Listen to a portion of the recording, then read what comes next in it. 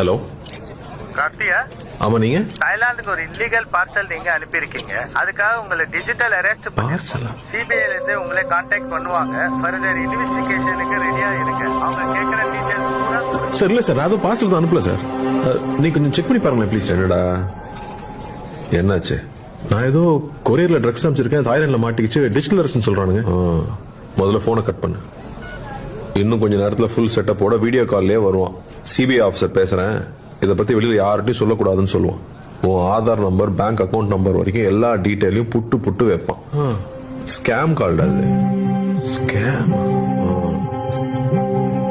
இந்த மாதிரி சிபிஐல இருந்து பேசுறோம், அமலாக்கத்துறையில இருந்து பேசுறோம்னு சொல்லுவாங்க. உங்களுக்கு பரிசு விழுந்திருக்குன்னு சொல்லுவாங்க. பேங்க்ல இருந்து பேசுறோம், உங்க ஓடிபி நம்பர் கொடுங்கன்னு சொல்லுவாங்க. இப்படி பல வித்த வச்சிருக்கானுங்க, ஏமாந்துடாதீங்க. நம்மளுடைய பேராசையும் அறியாமையும் தான் இந்த மாதிரி சைபர் ஃப்ராட்ஸ்க்கான மூலதனமே. டிஜிட்டல் அரெஸ்ட்ங்கிற ஒரு சட்டமே நம்ம சட்டத்துறையில இல்ல, நம்ப வேண்டாம். இதுல மக்கள் பல கோடி ரூபாய் ஏமாந்துருக்காங்க. இதுல ஏமாந்தவங்க சின்னவங்க பெரியவங்க, படிச்சவங்க படிக்காதவங்கன்ற பேதமே இல்ல.